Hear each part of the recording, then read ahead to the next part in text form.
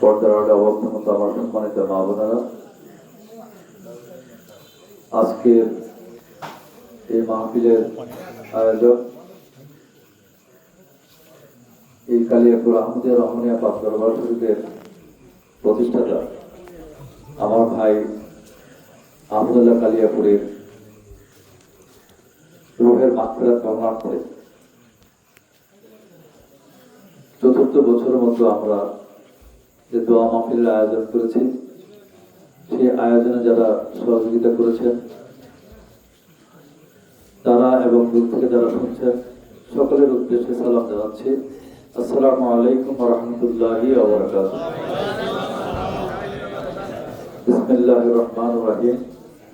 পরম করুণাময় ও অসীম দয়ালু আল্লাহর নামে শুরু করছি।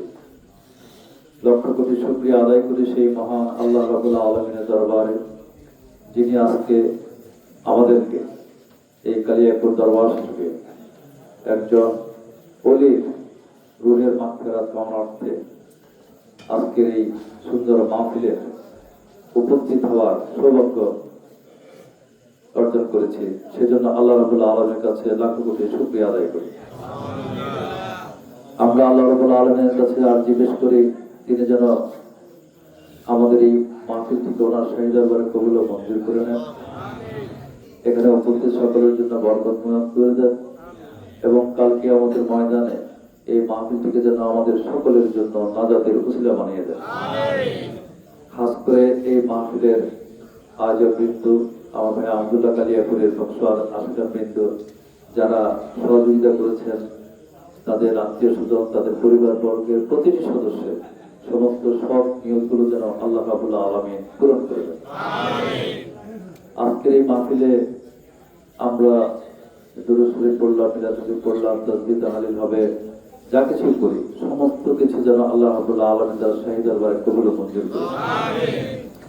আর এর মাধ্যমে আল্লাহ রাব্বুল আলামিনের সন্তুষ্টি অর্জন করে তার থেকে ফায়দা নিয়ে আমরা যেন আমাদের দুনিয়ার জীবনকে তারই নির্দেশিত পথে পরিচালনা করতে পারি এবং পরকালে জান্নাত নসিব হওয়ার পথকে প্রশস্ত করতে পারি। এই উদ্দেশ্যে সবাই আরেকবার বলি আমিন। আপনারা নিশ্চয়ই জেনে থাকবেন আমার ভাই আব্দুল্লাহ কালিয়াপুরি, যিনি এই দরবার শরীফের প্রতিষ্ঠাতা, আহমদিয়া রহমানিয়া পাক দরবার শরীফের প্রতিষ্ঠাতা, তার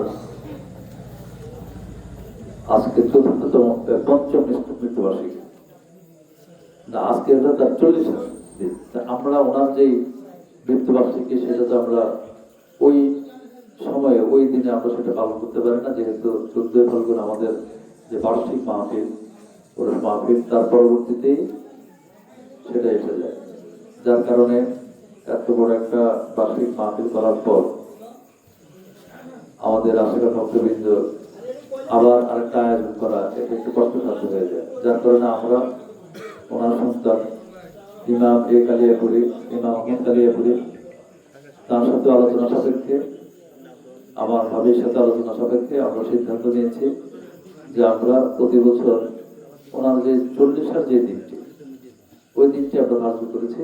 ওই দিন আমরা আমার ভাই আহমদুল্লাহ কালিয়াপুরি, আপনাদের নয়নমণি, আপনাদের মুর্শিদ, ওনার রুহের মাগফিরাত কামনার্থে ইসরা সাহাবের যে দোয়া মাহফিল সেটা আমরা এই দিবসে করব, সেভাবে এটা চলে আসছে। আর এখানে আমাদের মধ্যে অনেক বিভ্রান্তি আছে এই ডেটটা নিয়ে, তারিখটা নিয়ে। আমি আবার কিন্তু ঘোষণা করছি 8ই বৈশাখ 21শে এপ্রিল প্রতি বছর, এই কথাটা মনে রাখবেন। যেভাবে আমরা মনে রাখি 14ই ফাল্গুন বার্ষিক উরুস, তারপরে 15ই পৌষ আমার আব্বার আব্দুর রহমান কালিয়াপুরের ইন্তেকালের তারিখ, তারপর 14ই ভাদ্র আমার দাদা পীর রোলা কাজীমুদ্দিন রহমতুল্লাহ আলাইহির পীরের উপলক্ষে, তার সম্মানে, তার স্মরণে যে মাহফিল সেটা হলো 14ই ভাদ্র, ঠিক না? আর কটা তাহলে 14ই ফাল্গুন, 15ই পৌষ আর 14ই মাঘ, এটা হলো আমার দাদা মোল্লা কাজীমুদ্দিন রহমতুল্লাহ আলাইহির ইন্তেকালের তারিখ। এই ডেটগুলো, তারিখগুলো আমরা সবাই কিন্তু মনে রাখি। আপনারা মনে রাখেন না? মনে রাখেন। তেমনি ভাবে 8ই বৈশাখ সবসময় মনে রাখবো যে 8ই বৈশাখ 21শে এপ্রিল ইংরেজি, সেটা হলো আমার ভাই আহমদুল্লাহ কালিয়াপুরীর আপনাদের মসজিদের দোয়া মাহফিল। আর এটাকে আমরা উরুস মাহফিল বলি না, পরিবার থেকে নিষেধ আছে, আমরা এটাকে দোয়া মাহফিল হিসেবে পালন করতে চাই। উরুস একটা ভিন্ন জিনিস, পুরুষের মানুষ এটা সেটা নিয়ে আসে, আর দোয়া মাহফিলটা আমরাই আয়োজন করি আপনাদের সহযোগিতা নিয়ে। এটা একটু ভিন্ন আঙ্গিকে হয়, ঠিক না? এটাকে ওটার সাথে মিলাবে না। তা আপনারা যে সন্তুষ্ট আছেন না, নাকি অসন্তুষ্ট আছেন নাকি কেউ? আলহামদুলিল্লাহ, তাহলে এইভাবে ভবিষ্যতে ইনশাআল্লাহ এটা চলবে।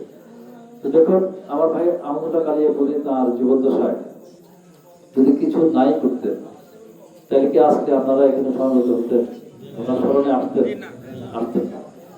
এবং তিনি এমন একজন আল্লাহর ওলি ছিলেন, যার কারণে আজকে আমরা কালিয়াপুর দরবার শরীফে, কালিয়াপুর আহমদিয়া রহমানিয়া পাক দরবার শরীফ নামে একটা বৃহৎ দরবার শরীফ আমরা দেখতে পাচ্ছি।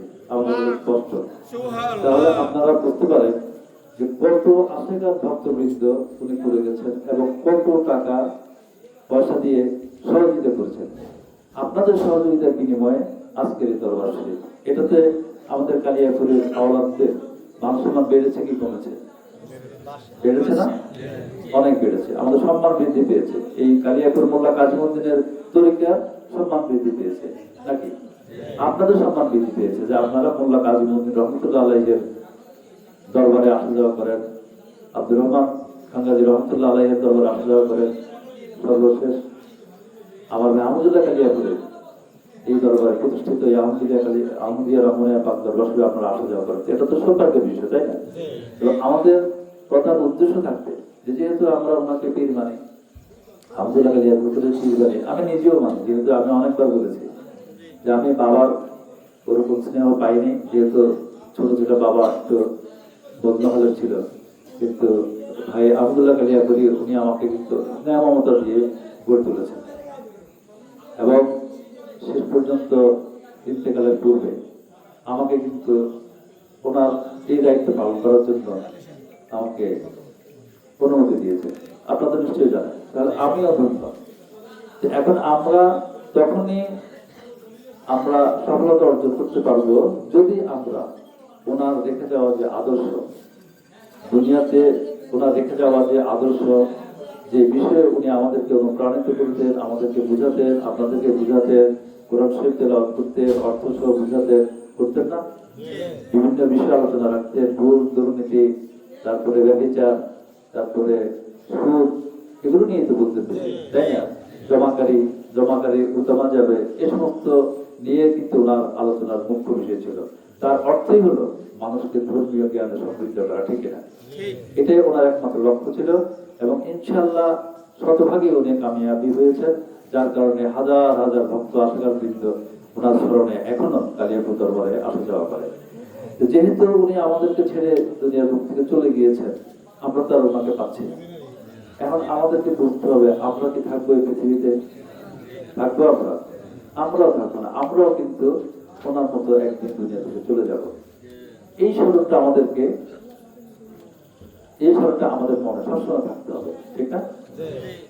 এখন মনে রাখতে হবে যে মৃত্যুটা কিন্তু অবধারিত একটা বিষয়।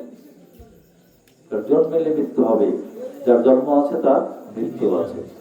আমি ছোট আকারে চেষ্টা করব যে মৃত্যু যে আমাদের জন্য অবধারিত সেই বিষয়ে একটু আলোচনা রাখতে। আপনারা দোয়া করবেন আল্লাহ যেন আমাকে আপনাদের মধ্যে এই বক্তব্য উত্থাপন করার তৌফিক দান করে, বলি আমিন। তো মানুষ যার জীবন আছে, জীবন মাত্রই কিন্তু মানুষকে মরতে হবে, ঠিক না? আমরা তো আশরাফুল মাখলুকাত, সৃষ্টির সেরা জীব, তাই না? আল্লাহ রাব্বুল আলামিন সৃষ্টির সেরা জীব হিসেবে মানুষকে পৃথিবীতে পাঠিয়েছেন। জীবশ্রেষ্ঠ মানুষও কিন্তু তার ব্যতিক্রম হয় মৃত্যু থেকে, ঠিক না? আল্লাহ রাব্বুল আলামিন সূরা তাওবা 116 নম্বর আয়াত, সেখানে বলেছেন ইন্নাল্লাহা লাহু মুলকুস সামাওয়াতি ওয়াল আরদ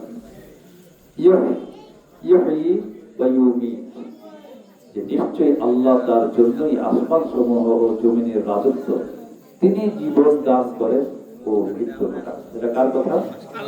আল্লাহর কথা। যে আল্লাহ বলেন তিনি জীবন দান করেন এবং তিনি মৃত্যু ঘটান। এটা তার কোনো মানুষে পারে না, পারে? এটা একমাত্র সৃষ্টিকর্তা, যিনি সৃষ্টি করেছেন তিনি মৃত্যু দিতে পারেন। তিনি আরো কি বলেছেন? আমরা দেখি সূরা ওয়াকিয়া, এটা 60 নং আয়াতে। কয় নং আয়াত? 60 নং আয়াত। আল্লাহ বলেন, নাহনু কাদ্দারনা বাইনাকুমুল মাউতা ওয়া মা নাহনু বিমাসবুকিন। আল্লাহ বলেন, আমি তোমাদের মধ্যে মৃত্যু নির্ধারণ করেছি এবং আমাকে রক্ষণ করা যাবে না। কথাগুলো একটু খেয়াল করবেন, খেয়াল করলে বুঝতে পারবেন কি বলেছেন আল্লাহ 60 নং আয়াতে ওয়াকিয়া, সূরা ওয়াকিয়া, যে আমি তোমাদের মৃত্যুর সময় ঠিক করে দিয়েছি। যার যে সময় মৃত্যু হবে আল্লাহ নির্ধারণ করে রেখেছেন, ঠিক সেই সময় মৃত্যু হবে। আর নির্ধারিত সময়ের পূর্বেও সে তার মৃত্যু আসবে না, এদিক সেদিক হবে না। পবিত্র কোরআন কারীমের বিভিন্ন জায়গায় আল্লাহ রাব্বুল আলামিন এই মৃত্যুর যে অনিবার্য, এই মৃত্যুর অনিবার্যতার কথা স্পষ্টভাবে উল্লেখ বলেছেন। তিনি উল্লেখ করেছেন মৃত্যু থেকে কেউ রেহাই পাবে না, পালিয়ে যেতে পারবে না। আর মৃত্যুর পর কিয়ামতের দিন সবাইকে জীবিত করা হবে এবং কর্মফল অনুযায়ী তার যে পুরস্কার তিরস্কার সেটা কর্ম অনুযায়ী সেটা সে পাবে এবং আল্লাহ রাব্বুল আলামিন সেটাই দিবেন। তার স্পষ্ট এবং ব্যক্ত ঘোষণা হলো আমরা যেটা দেখতে পাই সূরা আল ইমরানের 185 নং আয়াত। সূরা আল ইমরানের 185 নং আয়াতে আল্লাহ রাব্বুল আলামিন বলেন, কুল্লু নাফসিন যায়কাতুল মাউতি ওয়া ইন্নামা তুওয়াফুনা আজুরাকুম ইয়াওমাল কিয়ামাতি ফামান যুহজিহা আনিন নারি ওয়া উদখিলাল জান্নাতা ফাকাদ ফাজা ওয়া মাল হায়াতুদ দুনিয়া ইল্লা মাতাউল গুরুর। আল্লাহ রাব্বুল আলামিন বলেন, প্রতিটি প্রাণী মৃত্যুর স্বাদ গ্রহণ করবে আর অবশ্যই কিয়ামতের দিনে তাদের প্রতিদান পরিপূর্ণভাবে দেওয়া হবে। সুতরাং যাকে জাহান্নাম থেকে দূরে রাখা হবে এবং জান্নাতে প্রবেশ করানো হবে সেই সফলতা পাবে। আর দুনিয়ার জীবন শুধু ধোঁকার সামগ্রী। আমরা আরেকটু বোঝার চেষ্টা করি 185 নং আয়াত, যেখানে আল্লাহ ঘোষণা করেছেন সূরা আল ইমরানের যে প্রত্যেক প্রাণকেই মরণের স্বাদ গ্রহণ করতে হবে। আর এখানে কুল্লু নাফসিন যায়কাতুল মাউত, প্রত্যেক প্রাণীকে মৃত্যুর আস্বাদন ভোগ করতে হবে। কিয়ামতের দিন তোমাদের কর্মফল পুরো করে দেওয়া হবে। আপনি যে কর্ম, যদি ভালো কাজ করেন, ভালো কর্ম করেন, সেটার ফল আপনি পাবেন যাত্রা পরিমাণও যদি করেন। আর যাত্রা পরিমাণ যদি অসৎ কর্ম করেন, গুনার কাজ করেন, সেটার প্রতিফল কিন্তু আপনি কিয়ামতের দিন পাবেন। সেটাই বলা হয়েছে। আর যাকে আগুন থেকে দূরে রাখা হবে, অর্থাৎ জাহান্নাম থেকে দূরে রাখা হবে এবং জান্নাতে যেতে দেওয়া হবে, সেই সফল কাম। জাহান্নাম থেকে দূরে রাখবে এবং স্থান দেবে কোথায়? জান্নাতে। আর সেই ব্যক্তি হবে সফল কাম, সে কথা বলা হয়েছে। আর দুনিয়ার জীবন যেটা পার্থিব জীবন, এই দুনিয়ার জীবন তো ছলনা আর ভোগ ছাড়া কিছুই না, ঠিক না? এই দুনিয়া হলো ধোঁকার দুনিয়া। আমরা শুধু সম্পদের পিছনে ছুটি। যে কথা আমার ভাই আহমদুল্লাহ কালিয়াপুরি আপনাদেরকে বলে দিয়েছে, শিক্ষা দিয়েছে যে সম্পদের পিছনে ছোটা যাবে না। দুনিয়া হলো ক্ষণস্থায়ী জীবন।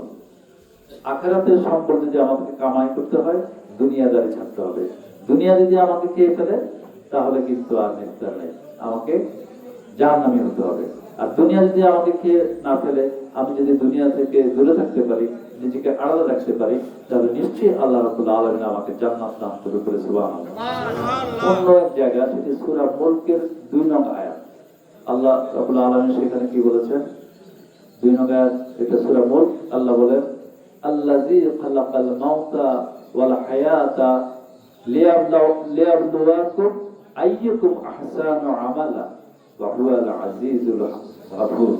আল্লাহ বলেন, যিনি মৃত্যু ও জীবন সৃষ্টি করেছেন যাতে তিনি তোমাদেরকে পরীক্ষা করতে পারেন যে কে তোমাদের মধ্যে আমলের দিক থেকে উত্তম। আর তিনি মহাপরাক্রমশালী, অতিশয় ক্ষমাশীল। দেখো সূরা মুলকের এই আয়াত আল্লাহ রাব্বুল আলামিন বলে দিয়েছেন যে তিনি জীবন ও মৃত্যু সৃষ্টি করেছেন। জীবন ও মৃত্যু কে সৃষ্টি করেছে? মহান আল্লাহ রাব্বুল আলামিন, যাতে যাচাই করতে পারেন, পরীক্ষা করতে পারেন, আইডেন্টিফাই করতে পারেন যে কে বেশি ভালো, ঠিক না? কে বেশি ভালো এটা যাচাইয়ের জন্যই কিন্তু তিনি এই জীবন এবং মৃত্যু সৃষ্টি করেছেন। এবং তিনি তো মহাপরাক্রমশালী এবং ক্ষমাশীল। তো মৃত্যুটা অবধারিত, সেটা আমরা জেনেও কিন্তু আমরা অনেকেই এই মৃত্যুর ব্যাপারে আমরা যথাযথ গুরুত্ব দিতে চাই না। চাই অনেকে কিন্তু মৃত্যুকে ভুলে থাকে, ঠিক না? তো মৃত্যুকে ভুলে যেতে বা ভুলে থাকতে চায়, এটা আমাদের মধ্যে অনেকেই আছে। আবার আমাদের মধ্যে অনেকেই কি মনে করে, পার্থিব যে সমস্ত লোক লালসা, ভোগ বিলাস, এগুলোতে আমরা এত বেশি মুক্ত হয়ে যাই যে মৃত্যুর কথা আমাদের স্মরণে আসে না। এই দুনিয়ার লোক লালসায় পড়ে, দুনিয়ার চাকচিক্য, যে কোনো ধরনের অন্যায়, অনাচার, অপকর্ম এবং অপরাধ করতে আমাদের মধ্যে অনেকে দ্বিধাবোধ করি না, করি। অনেকে কিন্তু এই দুনিয়ার ময় পড়ে অনেক ধরনের অপকর্ম করে বেড়ায় এবং বলেছেন যে তাদের স্বভাব, আচার, ব্যবহার এবং কর্ম থেকে মনে হয় কি যে মৃত্যু কখনো তাদের নাগাল পাবে না, এমনই আচরণ তাদের মধ্যে। আমাদের মধ্যে আছে কিনা এরকম? এমন দুনিয়াবি ভোগ বিলাসে এতটাই মত্ত থাকে যে এটা বোঝা যায় যে আসলে আমাদের মৃত্যুর কোনো ভয় নেই, মৃত্যু আসবেও না, ধারে কাছে আসবে না। এরকম একটা ভাব নিয়ে কিন্তু আমরা দুনিয়ার বুকে চলছি। মহান আল্লাহ রাব্বুল আলামিনকে একমাত্র উপাস্য হিসেবে মান্য করা, সৎকর্ম করা, যাবতীয় অসৎ কর্ম থেকে বিরত থাকা, দুনিয়া এবং আখিরাতের সফল হওয়ার পূর্ব শর্তই হলো যে আমল করা, ইবাদত করা, আল্লাহর ইবাদত বন্দেগীতে নিজেকে মশগুল রাখা এবং ইবাদতের যে আকাঙ্ক্ষা সেটা অন্তরে ধারণ করা, অনুভব করা। তাহলে কিন্তু আমরা জান্নাতমুখী হতে পারবো, দুনিয়ামুখী ছেড়ে। মৃত্যু বা এই পরিণতির কথা ভুলে দিন কাটাতে চলবে না। মৃত্যু হবে অবধারিত, এটা মেনেই আমাদেরকে দুনিয়ার বুকে সৎকর্ম করতে হবে। রাসূলুল্লাহ সাল্লাল্লাহু আলাইহি ওয়াসাল্লাম এই শ্রেণীর লোকদের বলেছেন যারা মৃত্যুকে বলে থাকে তাদেরকে বুদ্ধিহীন বলেছেন। কি বলেছেন? বুদ্ধিহীন, মানে বোকা, এদের কোনো বুদ্ধি শুদ্ধি নাই, এরকম বলেছেন। তারপরে জ্ঞানহীন লোক, এরকম বলেছে। অসতর্ক লোক বলেছে। এভাবে ওই সমস্ত লোকদেরকে যারা মৃত্যুকে ভয় করে না, মৃত্যু থেকে দূরে থাকতে চায়, মৃত্যুর কথা স্মরণ করে না, তাদেরকে এইভাবেই অসতর্ক এবং জ্ঞানহীন বলেছেন, মূর্খ বলেছেন। তো আব্দুল্লাহ ইবনে ওমর রাদিয়াল্লাহু আনহু থেকে বর্ণিত এখানে হাদিস আছে, সেখানে বলা হয়েছে এক ব্যক্তি রাসূল সাল্লাল্লাহু আলাইহি ওয়াসাল্লামকে জিজ্ঞেস করলেন যে লোকদের মধ্যে কে অধিক বুদ্ধিমান, জ্ঞানী ও সতর্ক ব্যক্তি? উত্তরে প্রিয় নবী হুজুর পাক সাল্লাল্লাহু আলাইহি ওয়াসাল্লাম বললেন যে লোকদের মধ্যে যে মৃত্যুকে বেশি স্মরণ করে এবং তার জন্য সবচেয়ে বেশি প্রস্তুতি গ্রহণ করে সেই হচ্ছে প্রকৃত বুদ্ধিমান। বলে সুবহানাল্লাহ। সেখানে আমরা মৃত্যুকে ভুলে থাকি। রাসূলুল্লাহ সাল্লাল্লাহু আলাইহি ওয়াসাল্লাম আরো বলেছেন যে জ্ঞানী ও সতর্ক ব্যক্তি যিনি, আরো বলেছেন সে দুনিয়ায় সম্মান ও পরলোকে মর্যাদা দুটোই লাভ করতে পারবে। বলে সুবহানাল্লাহ। রাসূলুল্লাহ সাল্লাল্লাহু আলাইহি ওয়াসাল্লামের হাদিস। রাসূলুল্লাহ সাল্লাল্লাহু আলাইহি ওয়াসাল্লাম মৃত্যুকে বেশি বেশি স্মরণ করা এবং মৃত্যুর জন্য বেশি বেশি করে প্রস্তুতি গ্রহণ করার জন্য তাকে দিলেও অধিকাংশ মানুষ কিন্তু আমরা নবীজির উম্মত হয়ে যার সাফায়াত ছাড়া আমরা জান্নাত পাবো না, যিনি হাউজে কাউসার আমাদেরকে পেলাবেন, পার করাবেন, আমরা কিন্তু অনেক মানুষই রাসূলুল্লাহ সাল্লাল্লাহু আলাইহি ওয়াসাল্লামের হাদিসের বা ওনার কথা, ওনার সিরাতের কোনো মূল্য আমাদের কাছে নেই। এটা পরিতাপের বিষয়, ঠিক না? আফসোসের বিষয়। তবে আমরা অনেকে যথাযথভাবে হাদিস কালাম পড়লেও আমল দিই না। আমরা ভাবি যে মৃত্যু আমাদেরকে এত সহজে পাকড়া করবে না, এত সহজে আমাদেরকে মৃত্যু ধরবে না, আরো বহুদিন আমরা বেঁচে থাকবো। আমাদের অনেকেই কিন্তু এই ধরনের মনোবাঞ্ছা পোষণ করি কিনা? কি বলেন? এরকম মনোবাঞ্ছা পোষণ করি না? এরকম বলবেন আমি আরো অনেকদিন বাঁচবো। আমরা যদি আশেপাশের অনেকের মৃত্যু সংবাদ আমরা শুনতে পাই, তাই না? অনেক সময় ফজরের টাইমেও তো আমরা শুনতে পাই, রাতের বেলা 10টার পরে শুনতে পাই, মাইকে আওয়াজ হচ্ছে, মসজিদ থেকে আওয়াজ হচ্ছে, অমুক লোকের আর দুনিয়াতে নেই, অমুক লোক মারা গিয়েছে, তাই না? এতটা সময় জানাজা হবে। দিনের বেলায় মাইকিং হচ্ছে, কি হচ্ছে না, কিন্তু আমরা চিন্তা করি না যে প্রতিটা মৃত্যু সংবাদ আমাদের প্রত্যেকের জন্য এক একটি সতর্কবাণী। ঠিক না এই কথাটা? প্রতিটা মৃত্যু সংবাদ আমাদের প্রত্যেকের জন্য এক একটা সতর্কবাণী, যে সতর্ক হয়ে যাও, মৃত্যু কিন্তু তোমারও আসবে, কিন্তু সেটা থেকে আমরা দূরে থাকি। আমরা মনে করি ওই লোক মারা গিয়েছে, আমি তো এখনো বেঁচে আছি, আমি আরো বেঁচে থাকবো। আমরা চিন্তা করি না, আসলে আমরা হাত থেকে আমরা জানাজা পড়ে আসি, কিন্তু বুঝি না যে দাফন করে আসলাম, আমাকেও তো এইভাবে আমার আশপাশের লোকজন, আমার পরিবারের লোকজন এইভাবে দাফন করে আমাকে কবরে রেখে চলে আসবে। একা একাকিত্ব জীবন, আমার কবরের জীবন চলতে থাকবে। জানি না আমার জীবনে কবরে আযাব কতটুকু আছে, না জান্নাতের বাগান হবে, আমি জানি, আপনি জানেন, জানি না। তারপরেও কিন্তু আমরা শঙ্কা বোধ করি না, মৃত্যু নিয়ে আমরা চিন্তা করি না। অনেকে মৃত্যুকে আমরা দূরে রাখার জন্য চেষ্টার কোনো ত্রুটি করি, চেষ্টারও ত্রুটি করি না যে মৃত্যু থেকে কিভাবে বাঁচা যায়। আসলে এটা কিন্তু আমাদের জন্য ব্যর্থ চেষ্টা। চেষ্টা করে লাভ হবে? আমার মৃত্যু যদি অবধারিত হয়ে যায়, সবাই যদি চলে আসে, মৃত্যুকে ঠেকানো যাবে? ঠেকানো যাবে না। মৃত্যুকে দূরে রাখাও সম্ভব না। নির্ধারিত সময় এই মৃত্যু আপনার কাছে আমার কাছে আসবেই। অসুস্থতা, বিশেষ করে গুরুতর অসুস্থ থেকে মুক্তির জন্য আমরা কিন্তু দেশ বিদেশে চিকিৎসার জন্য ছুটে যাই, যাই কিনা? কেউ মাদ্রাজ যায়, কেউ ব্যাংককে যায়, থাইল্যান্ডে যায় কিনা, লন্ডনে চলে যায়, আমেরিকাতে চলে যায়। কি জন্য? অসুস্থ হলে, সুস্থতার জন্য। আমরা অনেক দেশে আমরা চিকিৎসার জন্য চলে যাই, বাড়ি জমাই। এতে তো কিন্তু আমরা পিছপা হই না। যার টাকা পয়সা, যার সাধ্য আছে, প্রচুর টাকা আমরা খরচ করে বিদেশে চলে যাই উপযুক্ত চিকিৎসার জন্য। যে কোনো দেশে যাওয়াতে এটা কোনো ধরনের দোষ না। দোষ, টাকা আছে, আপনি যে কোনো দেশে যান চিকিৎসার জন্য, সমস্যা নেই। বিদেশে উন্নত চিকিৎসা, তার কি হায়াত বাড়বে? উন্নত চিকিৎসার জন্য আপনি গেলেন, ঠিক আছে, এতে কোনো অন্যায় না, যেতেই পারেন আপনি। কিন্তু এতে আপনি এটা মনে করবেন না যে আপনার হায়াত বেড়ে যাবে। যদি আপনি এটা মনে করেন, তাহলে ভাগ্য বড় ভুল হবে।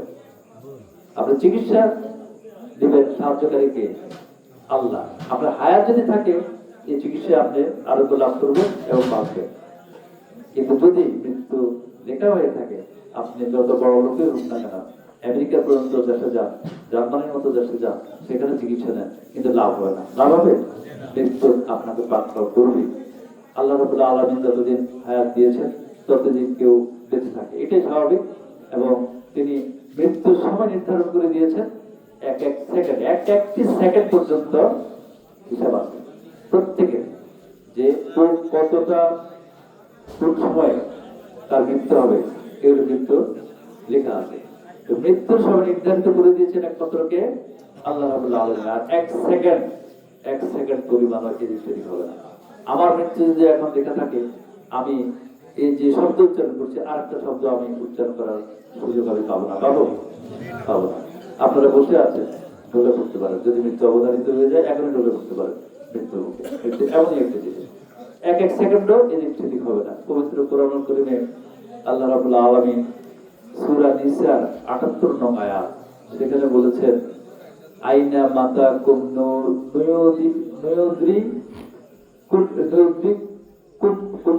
মাউতু ওয়ালাউ কুনতুম ফি বুরুজিন মুসাইয়াদা। আল্লাহ এখানে বলেছেন যে তোমরা যেখানে থাকো না কেন, মৃত্যু তোমাদের নাগাল পাবে। যেখানে থাকেন, মৃত্যু নাগাল পাবে, যদি তোমরা সুদৃঢ় দুর্গে পর্যন্ত অবস্থান করো। দুর্গ পর্যন্ত সেনাবাহিনীরা দুর্গের মধ্যে থাকে না? একটা ক্যান্টনমেন্ট কিরকম এমন ভাবে তৈরি করা হয় দুর্গ, যেখানে আপনার প্রতিপক্ষ, শত্রু আক্রমণ করতে পারবে না। সেজন্য বলা হয়েছে, আপনি মৃত্যুকে এড়াতে পারবেন না। আপনি যদি কোনো একেবারে অনেক বড় দুর্গ যদি আপনি তৈরি করেন, আপনি নিজেকে যদি নিরাপত্তার ভিতরের বেষ্টনীর মধ্যেও যদি আপনি রাখেন, কিন্তু কোনো লাভ হবে না। মৃত্যু আপনার ঘটবে, সেখানে আপনার মৃত্যু আসবে। সুতরাং মৃত্যুকে বেশি বেশি স্মরণ করতে হবে আমাদের সকলকে।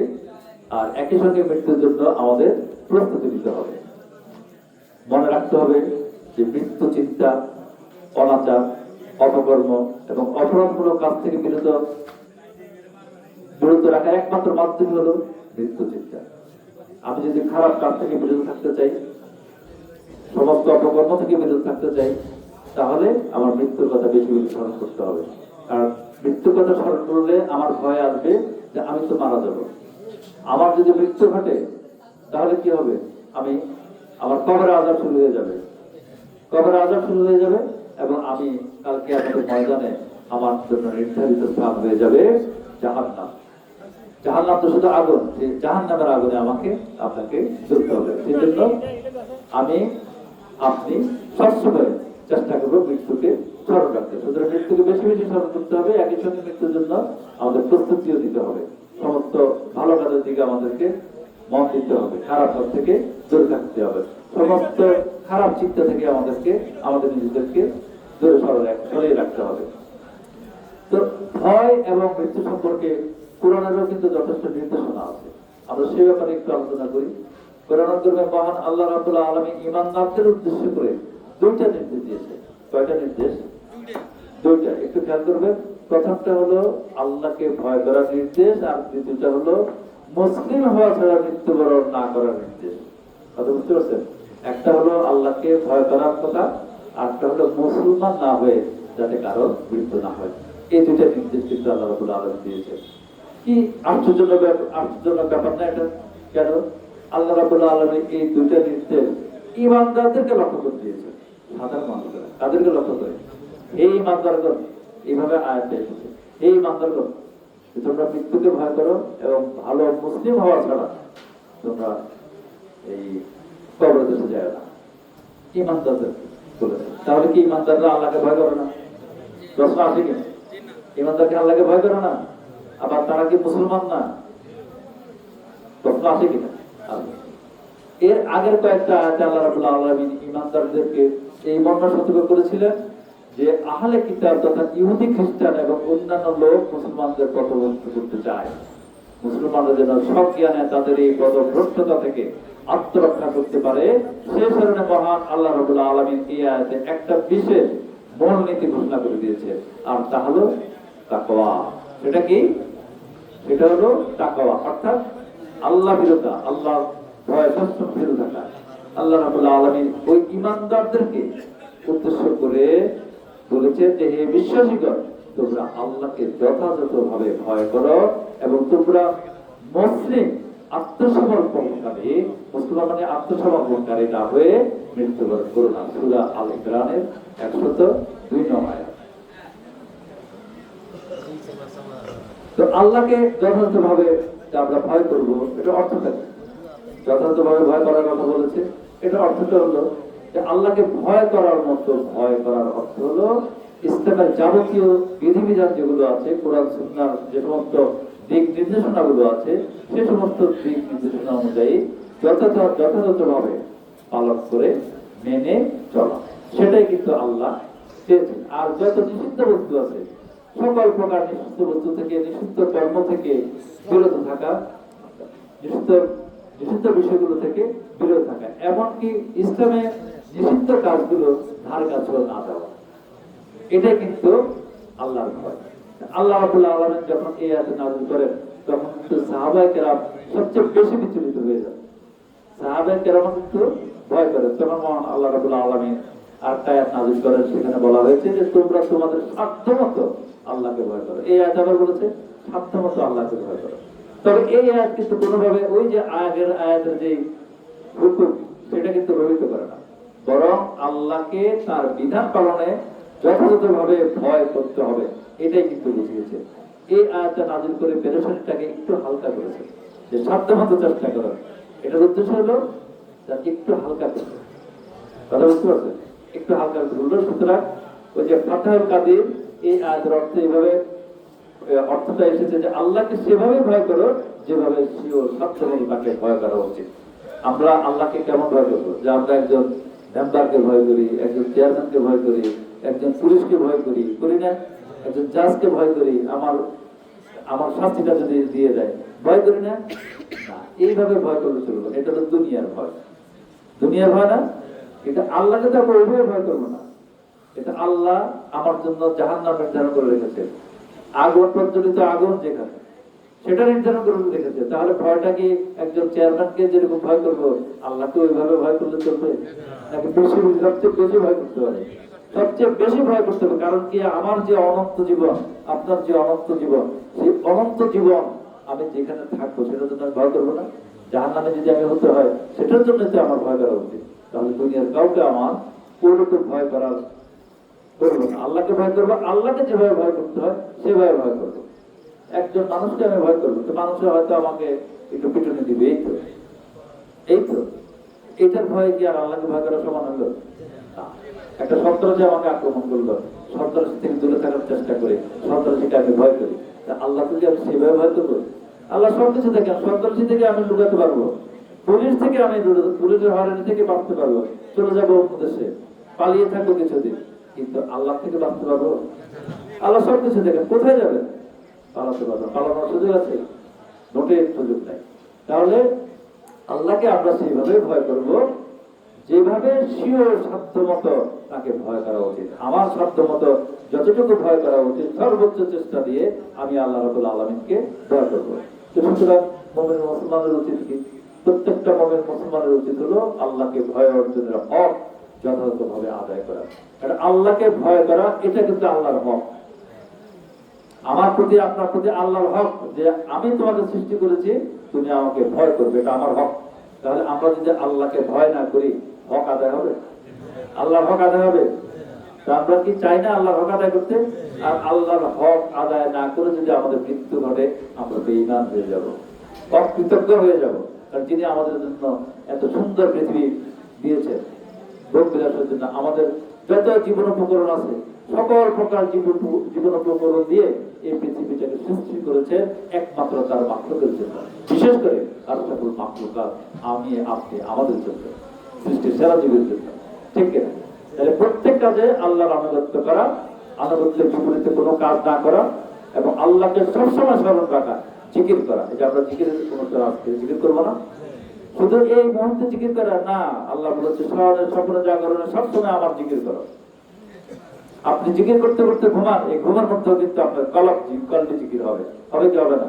এটা তরিকতের কথা, আধ্যাত্মিকতার কথা, ঠিক না? তরিকত পন্থীদের এই বিষয়গুলো মানতে হবে যে শুধু আসা যাওয়া করলাম, ওরস মাহফিল করলাম, তাবারুক খেলাম না, মিলাদ মাহফিলে যোগ দিলাম, জিলাপি খেলাম না। আসল উদ্দেশ্যটাকে সামনে রেখে আমাদের প্রত্যেকটা মানুষকে, প্রত্যেকটা তরিকত পন্থীদেরকে চলতে হবে, যেটা সকলের জন্য। যেহেতু আমরা তরিকত পন্থী, দরবার কেন্দ্রিক, মাজার কেন্দ্রিক, আমাদের কাছে লোকজন আসেন, আপনারা আসেন, দরবারে আসা যাওয়া করে, তাহলে আপনাদের এসব ব্যাপারে বেশি লক্ষ্য রাখা উচিত। আপনাদের বেশি লক্ষ্য রাখা উচিত এই জন্য আপনারা দরবার শরীফে আসা যাওয়া করে, হক্কানি ওলির দরবারে আসা যাওয়া করে, ঠিক কিনা? এখানে একটা পরিবেশ আছে, ইবাদতের পরিবেশ, ঠিক কিনা? একজন মাদ্রাসা শিক্ষিত আলেমের কিন্তু ওই সুযোগটা থাকে না, সে শরীয়ত পর্যন্ত থাকে, ঠিক কিনা? কিন্তু যারা দরবার শরীফে আসা করে, যারা পীর আউলিয়ার দরবারে, হক্কানি ওলির দরবারে যারা যায়, তারা কিন্তু তরিকত শরীয়ত তো আছেই, তরিকত, হাকিকত, মারফত, ওয়াহদানিয়াত, হানাফিল্লাহ, বাকাবিল্লাহ এবং আল্লাহর সাথে বিলীন হয়ে যাওয়া, সুফিজম, সুফিবাদ, সবকিছু কিন্তু তারা বুঝে না। এবং এটার চর্চায় কিন্তু তরিকত পদ্ধতির মতো হয় দরবার শরীফগুলোতে। কিন্তু আমরা কিন্তু নিজেদেরকে ওই শরীয়ত পদ্ধতির থেকেও আমরা নিজেদেরকে অদম করে দিই, ছোট করে দিই, একমাত্র আমাদের কর্মকাণ্ডের কারণে, আমাদের ভুলের কারণে। আমরা কিন্তু বোঝার চেষ্টা করি না যে আমার মর্যাদা কতটুকু, আমার মর্যাদা কতটুকু। আমাদের জন্য এটা অপশনাল অনেক কিছু আছে, ঐচ্ছিক অনেক ইবাদত আছে এই পীরের দরবারে, নাকি আছে কি নাই? আছে না? সেই বিষয়গুলো কিন্তু আপনারা সবাই খেয়াল করবেন। আর বলা হয়েছে যে মুসলিম না হয়ে মৃত্যুবরণ না করা, এই কথা বলেছে। আয়াতের দ্বিতীয় অংশে এই কথা যে আল্লাহর নির্দেশ হলো আর তোমরা মুসলিম হয়ে, অর্থাৎ পরিপূর্ণ মুসলমান অর্থ কি? আত্মসমর্পণকারী না? মুসলিম পরিপূর্ণ আত্মসমর্পণকারী না হয়ে কোন অবস্থাতেই মৃত্যুবরণ করো না। এই নিজের থেকে তাকওয়ার যে বিষয়, আল্লাহ বিরোধের যে বিষয়, আল্লাহকে ভয় করার যে বিষয়, যে আল্লাহর ভয়ে আমি এই কাজ করব, আল্লাহর ভয়ে আমি এই কাজ থেকে বিরত থাকবো, এটাই হলো তাকওয়া। এই তাকওয়ার শিক্ষা দেয় যদি আপনার ভয়, আল্লাহর ভয় যদি আপনার অন্তরে থাকে, তো পূর্ণ ইসলামই হলো প্রকৃতপক্ষে তাকওয়া। যতক্ষণ না পর্যন্ত পরিপূর্ণভাবে আপনি ইসলাম পালন না করবেন, ততক্ষণ পর্যন্ত আপনার ভিতরে তাকওয়া এলেম আসবে না, আসবে তাকওয়া অর্জনকারী আপনি হবেন না। পূর্ণ ইসলামী প্রকৃতপক্ষে তাকওয়া অর্থাৎ আল্লাহ রাব্বুল আলামিন ও রাসূল সাল্লাল্লাহু আলাইহি সাল্লামের পূর্ণ আনুগত্য করা এবং তার অবাধ্যতা থেকে বেঁচে থাকার নামই হলো তাকওয়া অবলম্বন করা। আরেকটি আয়াত আছে আতিল্লাহি ওয়া আতিউর রাসূল ওয়া উলিল আমরি মিনকুম, যে তোমরা আল্লাহর আনুগত্য করো, তার রাসূলের আনুগত্য করো এবং তোমাদের মধ্যে যিনি কর্তৃত্বশালী তার আনুগত্য করো। তা আমাদের মধ্যে কারা কর্তৃত্বশালী? আমরা আল্লাহর আনুগত্য করি, আমরা রাসূলের আনুগত্য করি না? আর তোমাদের মধ্যে যারা কর্তৃত্বশালী তাদের আনুগত্য করো, তারাই তো হলো ওলিয়া আউলিয়া, শেখ মাশায়েখরা, নাকি? তাদের আনুগত্য আমরা করবো না, আনুগত্য করবো। এই আনুগত্য কি? আমি তাদের কথা মতো আমরা চলবো। আবার তারা যে কথা বলে আল্লাহ রাসূলের কথা বলে, সেই অনুযায়ী আমরা চলবো। তাহলে আমরা বুঝলাম যে প্রকৃত তাকওয়া হলো প্রকৃতপক্ষে মানে ইসলামটাই হলো প্রকৃতপক্ষে তাকওয়া। আমি পরিপূর্ণভাবে যদি ইসলাম পালন করি আমার ভিতরে তাকওয়ার এলেম চলে আসবে। ওই আমি মাঝে মধ্যে একটা কথা বলি যে আমি পরিপূর্ণভাবে যদি ইসলাম, এই উদাহরণ দিতে গিয়ে বলা হয় যে আপনি একটা মশারি কাটান কি জন্য? আপনার শরীরটাকে বাঁচানোর জন্য না, মশা কামড়াবে। তা আপনি কি আপনার পা একটা বাইরে রাখবেন? একটা পা বাইরে রাখবেন আর পুরো শরীরটা ধরে রাখবেন, তো পায়ের ভিতরে মশা কামড়াবে না? তাহলে এই মশারিতে ঢোকার সার্থকতা হইল না? তা আপনি ইসলাম কিছু মানবেন কিছু মানবেন না, তো পরিপূর্ণভাবে যদি মুসলিম ইসলাম অনুশাসনগুলো না মানেন তাহলে কি আপনি প্রকৃত মুসলমান হবেন? আমি হব না। ওই মশা যেরকম মশারির বাইরে পা থাকলে পায়ে কামড়াবে, আর যদি আমি পরিপূর্ণভাবে ইসলামে প্রবেশ না করি আমার দ্বারা এরকম অনেক ধরনের পাপ কাজ সংঘটিত হবে, আমার দ্বারা সংঘটিত হবে, ঠিক কিনা? তো সেই জন্য পরিপূর্ণভাবে আমাদেরকে ইসলামে প্রবেশ করতে হবে এবং সকল প্রকার অনাচার থেকে বেঁচে থাকতে হবে। সেই জন্য আয়াতের শেষে ওই যে বলা হয় যে মুসলিম না হয়ে মৃত্যুবরণ করো না। এখন বোঝা গেছে এই দুইটা বিষয় যে বলেছে যে শেষে মুসলিম না হয়ে মৃত্যুবরণ করো না। তো এই আয়াতে নির্দেশ দেওয়া হয়েছে যে তোমাদের মৃত্যু ইসলামের উপরই হতে হবে। কিসের উপরে? ইসলামের উপরে হতে হবে। ইসলাম ব্যতীত অন্য কোনো অবস্থায় মৃত্যু আসা উচিত নয়। ওই যে অন্য বিষয়টাই হলো আমি মুসলমান হয়ে মরলাম না, আমি খ্রিস্টান হয়ে মরলাম, বা আমি অন্য ধর্মের মতো চলি, আমার চাল চলন ওইরকম, আমার কাছে মুসলিমের লেবাস নাই, আমার কাছে ইবাদত নাই, আমার নামাজ নাই, রোজা নাই, আমার পরোপকার নাই, আমি সুদখোর, আমি দুর্নীতিবাজ, তা আমি কি ইসলাম পালনকারী হলাম? আমি ভালো মুসলমান হলাম না। সেই জন্য আমার মৃত্যুটা যেন ইবাদতের মাধ্যমে ভালো মুসলিম হয়ে যেন আমার মৃত্যু হয়, সেটাই আমাকে আপনাকে চাইতে হবে। আর মৃত্যু তো কারো ইচ্ছা দিন না, কারো ইচ্ছা দিন, যে কোনো সময় আসতে হবে, সব সময় সতর্ক থাকতে হবে যে কোনো মুহূর্তে আমি চলে যেতে পারি। সুতরাং যাওয়ার আগে যেন আমি তওবা করে যেতে পারি, প্রকৃত মুসলমান হয়ে যেতে পারি, সেই চেষ্টাটা আমাদের সকলে থাকতে হবে। তো যে কোনো সময় যে কোনো অবস্থাতে মৃত্যু আসতে পারে, সেই জন্য এই আয়াতের নির্দেশ সম্পর্কে হাদিস শরীফ এসেছে, কি এসেছে? তোমরা যে অবস্থায় জীবন অতিবাহিত করবে সেই অবস্থায় মৃত্যু আসবে, এবং যে অবস্থায় মৃত্যু হবে সেই অবস্থায় হাসরের বাজারে তোমাদেরকে সমবেত করা হবে। কথা বলছেন? আপনি যদি একটা পাপ কার্য লিপ্ত অবস্থা যদি আপনার মৃত্যু হয়, আপনাকে ঠিক ওইভাবে উঠানো হবে। কত ভয়ঙ্কর কথা! তাহলে একটা পাপ করতে আপনার দরবার চিন্তা করা উচিত কিনা, যে আমি যে পাপ কাজটা করতে গেলাম এই অবস্থা আমার মৃত্যু হতে পারে, যদি এক সেকেন্ডে ভরসা নাই। এই কথাটাও যদি আমি চিন্তা করি আমি প্রকৃত পক্ষে পরিপূর্ণ ইসলামের মুসলমান হয়ে যাবো। সুবহানাল্লাহ। কিন্তু আমরা করি। সুতরাং যে ব্যক্তি ইসলামের উপর জীবন অতিবাহিত করতে দৃঢ় প্রতিজ্ঞাবদ্ধ হয় এবং সাধ্যমতো সে ইসলামের আদেশ নিষেধ অনুসারে চলে, সেই অনুযায়ী কাজ করে, আল্লাহর ইচ্ছায় তার মৃত্যু ইসলামের উপরই হবে বলে সুবহানাল্লাহ। এখন মনে রাখতে হবে যে দুনিয়াতে প্রত্যেক ইমানদারের অবস্থা হবে আশা নিরাশার মধ্যে। আমরা আশাও করতে পারি, নিরাশাও করতে পারি, তাই না? সে একদিকে যেমন আল্লাহর রহমতের কথা স্মরণ করবে, নাজাতের আশা করবে, অপরদিকে আল্লাহ রাব্বুল আলামিনের শাস্তির কথাও কিন্তু স্মরণ করবে, জাহান্নামে যাওয়ার ভয়ও কিন্তু তার ভিতরে থাকবে। কথা বোঝা গেছে? কিন্তু মৃত্যুর সময় আল্লাহ রাব্বুল আলামিনের সাথে যেন তার সম্পর্কটা সুধারণা নিয়ে হয়, সেটাই কিন্তু থাকতে হবে। যে মৃত্যুর আগে যেন আমি এটা চিন্তা করি যে আমি যত অপরাধী করেছি আল্লাহ নিশ্চয়ই আমাকে ক্ষমা করে দিলেন, আমি তওবা করলাম, আল্লাহ আমি মুসলমান, আমি তওবা করে মুসলমান হয়ে গেলাম, আমাকে মাফ করে দেন। এই আশাটাও কিন্তু আমাদের থাকতে হবে। আর এই আশা না করে যদি আমি মৃত্যুবরণ করি আমি জাহান্নামে।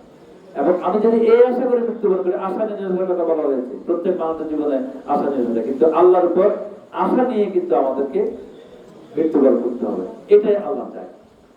তোমাদের কেউ যেন আল্লাহ সম্পর্কে সুধারণা করা ছাড়া মারা না যায়, অর্থাৎ মৃত্যুর সময় তার আশা থাকবে যে নিশ্চয়ই আল্লাহ আমাকে ক্ষমা করবেন বলে সুবহানাল্লাহ। এরকম মন বাসনা নিয়ে কিন্তু আমরা চলতে হবে প্রতিটা মুহূর্তে, এরকম আশা ভরসা নিয়ে চলতে হবে, কারণ মৃত্যু তো নির্দিষ্ট কোনো সময় নেই, আগে বলেছি। তো আল্লাহ রাব্বুল আলামিন আমাদের মুসলিম উম্মাহকে কোরআনের দিক নির্দেশনা অনুযায়ী, রাসূলের সুন্নাহ অনুযায়ী আল্লাহকে ভয় করার তৌফিক দান করুন। সবাই বলে আমিন। আল্লাহকে ভয় করার মাধ্যমে খাঁটি মুসলমান হয়ে মৃত্যুবরণ করার তৌফিক দান করুন বলে আমি। পরকালে আমাদের জন্য মুক্তি আসে, আমরা যেন পরকালীন জীবনে সফলতা লাভ করতে পারি, অর্থাৎ আমরা যেন জান্নাতে প্রবেশ করতে পারি। আল্লাহ রাব্বুল আলামিন যেন আমাদেরকে জান্নাত দান করেন, সেই বিষয়টাকে সামনে রেখে দুনিয়ার বুকে ইবাদত বন্দেগীর মাধ্যমে আমরা যেন আল্লাহর খাঁটি বান্দা হিসেবে নিজেকে প্রতিষ্ঠিত করে দুনিয়া থেকে বিদায় নিতে পারি, কবরে দেশে পাড়ি জমাতে পারি। আল্লাহ রাব্বুল আলামিন আমাদের সকলকে সেই তৌফিক দান করেন। সবাই বলে আমিন। ওয়া আখির দাওয়ানা আলহামদুলিল্লাহি রাব্বিল আলামিন।